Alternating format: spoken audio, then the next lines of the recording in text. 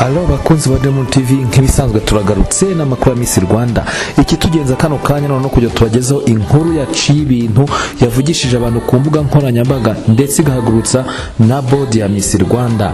No kuvuga ibi ngibi byabaye nyuma yuko hasohotse inkuru z'abakobwa babiri muri kuri screen zanyu, umukobwa witwa UWASE Esther nimero 34 na NKUBANA Bless ufite nimero 59. Nyuma yuko inkuru ya mbere abanje gusohoka yavuze ko umukobwa nimero 34 ngo ashobora kuba yarabonye no eshatu ariko bakamuha pass. Ivyo rero byaje gutuma Miss Rwanda ihaguruka ndetse hari akavido mugiye kureba imbere yinyomoza icyo kintu. Ariko si ibyo gusa, ni nuko uyu nimero 59 uyu Bless yabonye yes eshatu nkuko muri kubireba, nkuko tubikesha ikinyamakuru igihe cyari gihari cyandika iyi nkuru. Ariko uyu mukobwa akaba ataraje muri babakobwa 14 mu Burasirazuba bakomeje. Ibi rero byatumye abantu bajya ku mbuga nkoranyambaga bararondogora. Uyu mukobwa ari mu 34 aravugwa, uyu ni 59 aravugwa. Bavuze bacika urondogoro baravuga ati Miss Rwanda yacu irimo umwanda, irimo amanyanga menshi. Uyu mukobwa rero utarakomeje yabonye yes eshatu ubwo yarageze imbere y'akanama nkemurampaka. Uyu akaba afite umushinga ngo kwagura gahunda ya Made in Rwanda, akavuga ko azajya ahuza abakora muri iyi gahunda ngo ndetse ngakabahuza bagakorera hamwe. Ibi byo byaje gutuma uyu mukobwa ahabwa nyine yes eshatu, ariko azihawe abantu bazi ko nyine azakomeza agakomeza mu cyiciro gikurikiyeho. Ariko reka mabwiza ukuri, uyu mukobwa ntaho ari bimvaga zabahuza kugira ngo abavuganire ngo mu nzego zibishinzwe.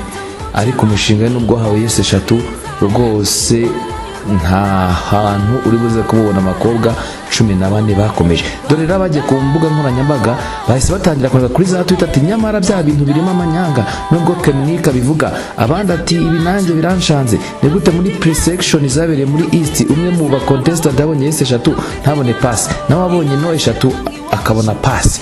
Ibyo rero byose bituma Miss Rwanda igenda kugira ngo inyomozi byavuga kuri nimero 34 ishyiraho akavideo muri kureba niko yesi postinga, iraga postinga kugira ngo icurujijo ku bantu ibagaragarize ko ibiri kuvugwa ari ibinyoma. Ariko turi kwibaza ngo kuki ibi byose byabaye kuri nimero 164 gusa, nimero 59 ufite yes eshatu bo ntihagire icyo babivuga.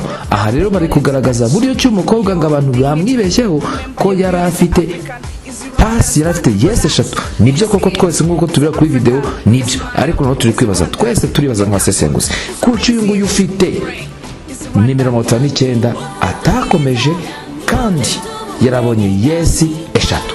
Ese hari ibindi atujuje? Abantu ngo bakeneye ubusobanuro bwimbitse ngo bwa Miss Rwanda. Diamond TV ibi ngibi twagiye nako tubikora ubusesenguzi, ariko rwose kugeza ubu ntacyo turabona kuri uyu mukobwa ni 59 batangaza ko nibura nawe wenda ubundi bagendera ku bwenge n'ubwiza.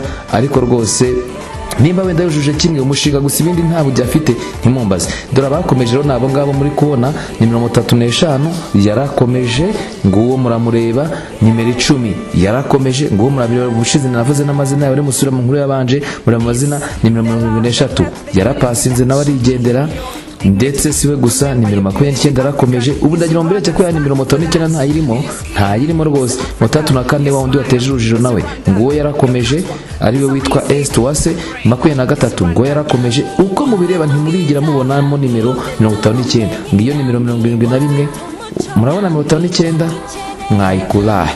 Nguwo 45 nawe yarapasinze yarikomereje rwose nkuko bigaragara. 60 aragenda nawe yarakomeje. 36 nawe yarakomeje. Ukomeje guteza urujijo rero ni 59 ngo na 24 yarakomeje.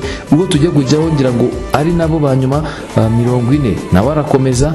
Usigaye rero ni 59 11 nawe yarakomeje utarigeze abona aho ajya. Ngayo nguko rero iyo niyo nkuru yacaracaraga twababoneye. Murakoze.